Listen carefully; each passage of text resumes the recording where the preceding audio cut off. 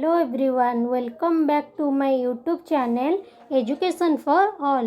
आज आम यही वीडियो रे आर्टिकल विषय रे फुल डिटेल्स रे जानिबा एंड आपण माने वीडियोटी को एंड पर्यंत देखिले ही बुझी पारिबे। मु बहुत सिंपल वे रे आपण मानन को बुझाई देबी। फास्ट आम जानिबा यही वीडियो रे आर्टिकल कौन, तार यूज कौन, आर्टिकल टाइप्स कौन एंड लास्ट रे वीडियो लास्ट रे मु एक्सरसाइज दे देछि। आपण माने से एक्सरसाइज टा को प्रैक्टिस कर देले आपण माने बहुत सिंपल वे रे बुझी पारिबे। तो चलो एबे आमे स्टार्ट करबा। फास्ट आमे जानिबा आर्टिकल कौन। आर्टिकल आमे कोठी यूज करू ना, आमे जते बेले गोटे सेंटेंस लेखु ट्रांसलेशन कला बेले तो सही जगह रे ही आमे आर्टिकल यूज करू, किंबा केते बेले आमे गोटे फुल सेंटेंस कहू सही टाइम रे ही आमे आर्टिकल रो यूज करू। तो एग्जांपल कौन, धर मु एने कहबी गोटिए बालक। गोटिए बालक हेले कौन हबो ना, गोटिए बालक हेले हबो ए बॉय। गोटिए रो इंग्लिश कौन, बालक इंग्लिश बॉय। गोटिए इंग्लिश कौन ना, गोटिए इंग्लिश होची ए। गोटिए इंग्लिश होची ए बा आन।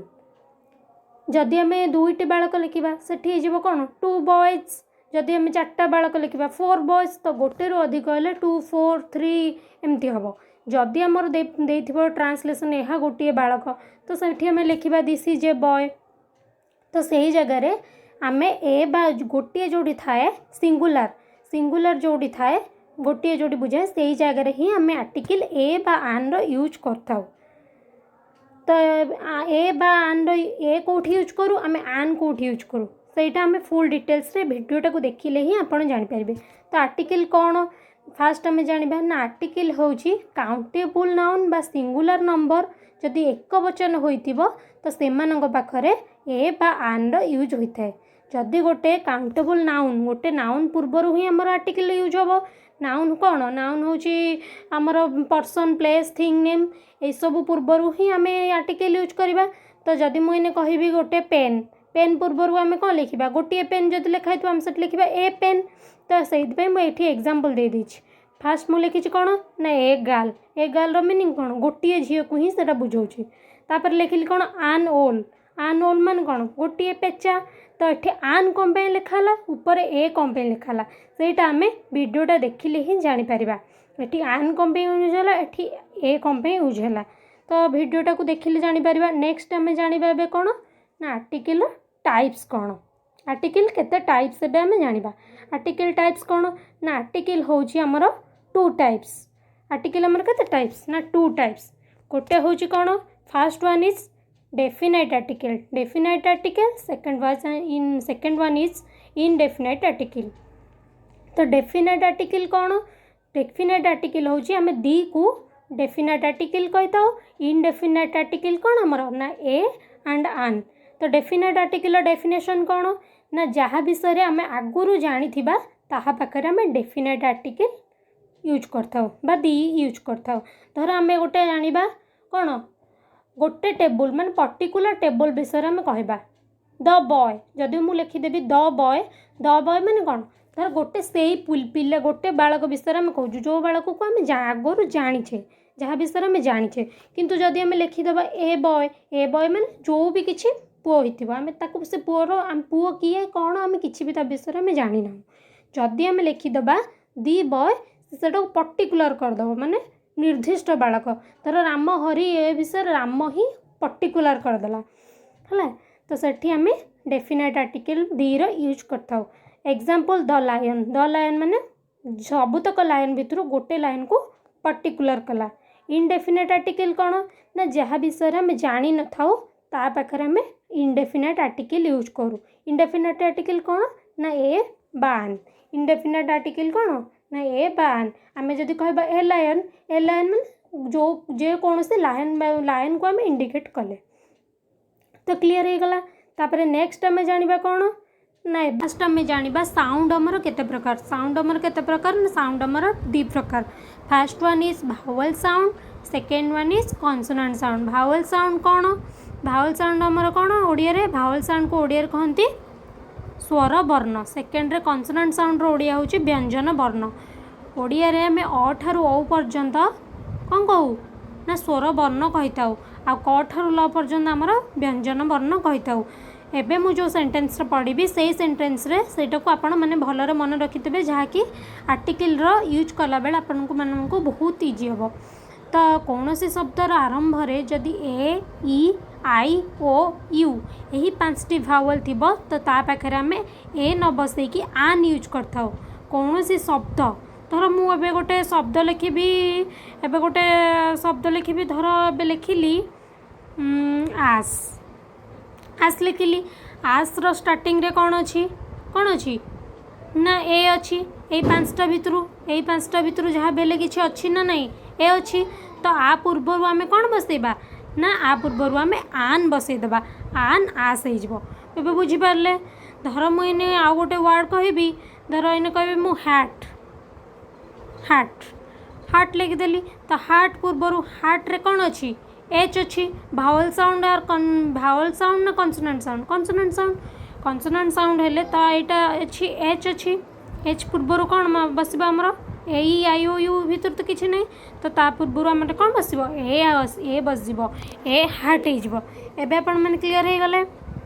ओके नेक्स्ट आम जाना सेहीपरि ओडिया रे शब्दर आरंभ रे जदि अ ठारू औ पर्यंत उच्चारण हुए तेबे सेठारे आम आन यूज करथाउ।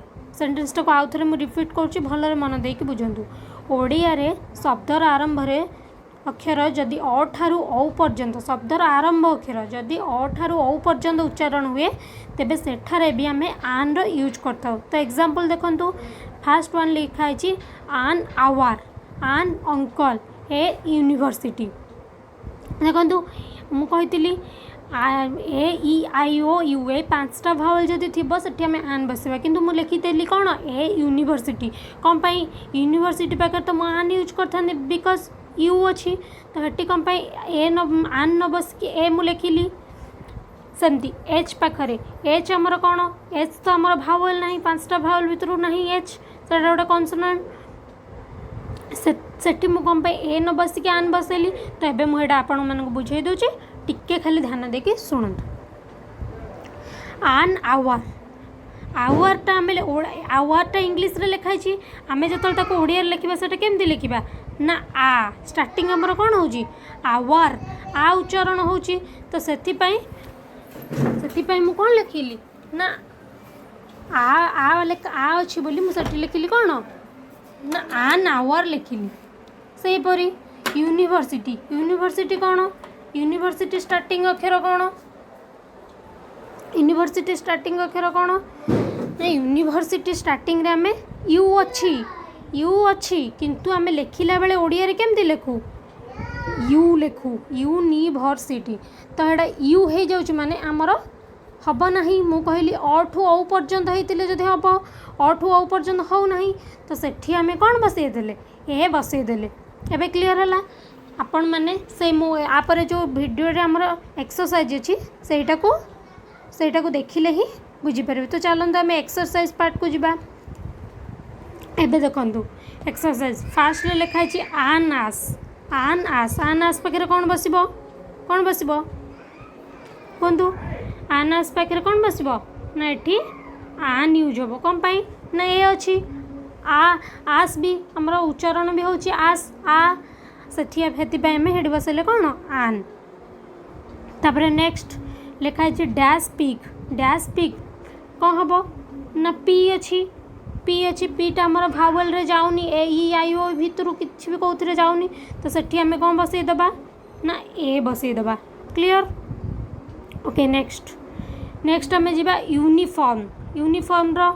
यूनिफॉर्म रो आमर ओडियाटा देखा यू अच्छी यू थिले भी एठी कौन बसबो ना यू थिले भी आमर एठी आन यूज हम ना कौन पाई ना आम ओडिया रे देखा आमर ओडिया रे उच्चारण कौन हो भावल साउंड हो कि कौन भावल साउंड हो कि न हो भावल साउंड जदि न होतबा आम सेठी कौन बसैबा ए बसईदेबा। तो देखा आमर कौन हो ना यूनिफॉर्म स्टार्टिंग कौन लिखा हो जाऊँ जेहेतु कॉन्सोनेंट साउंड हो जाऊँ तो ता पाखरे आम कौन बसईदेबा ए बसब। तो ये आम आपण मैंने बुझीपारे ये कौन बसब ये ए बसब।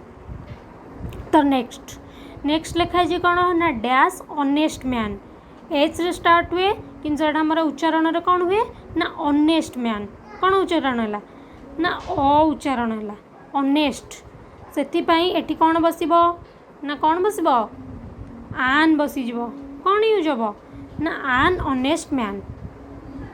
नेक्स्ट लिखाला कौन dash MLA member of legislative assembly MLA ना या पाखे बसबा आमर कौन MLA आमर ओडिया देखा स्वरवर्ण किसी अठारू औ पर्यंत अच्छी कि ना हाँ अच्छी MLA आम ओडिया MLA केमती लिखू एमती फास्ट स्टार्टिंग रे कौन लिखू ए तो यहाँ स्वरवर्ण रे जाऊँगी तो से आम कौन करदे सेठी कौन यूज करवा ना ये आमर आन लिखा ए न लिखिकी भावन कि एम अच्छी माने एटा तो नुहे ए भितर किसी ना तो ये आम लिखिदे कि ए नाई आम देखा उच्चारण टाक देखा ये ओडियाटार देखा ओडिया आम स्वरवर्ण जाऊँ कि कौन जदि स्वरवर्ण जाऊँ आम से ए न बसिकी आन बसईदे। तो नेक्स्ट लिखाई ग्वाभा तो आखि बुझिकी जी लिखाई माने ए यूज हम। तापर नेक्स्ट आसला एमपी सेमती आप देखिए तार ओडियाटा को देखिए आमर स्वरवर्ण आम लिखुचे केमती MP स्टार्टिंग कौन है ना ए रु स्टार्ट है माने कौन आमर लिखा हम ना आन लिखा हम। Okay clear. तापर नेक्स्ट वीडियो रे जो नेक्स्ट लिखाई डैश MBA स्टूडेंट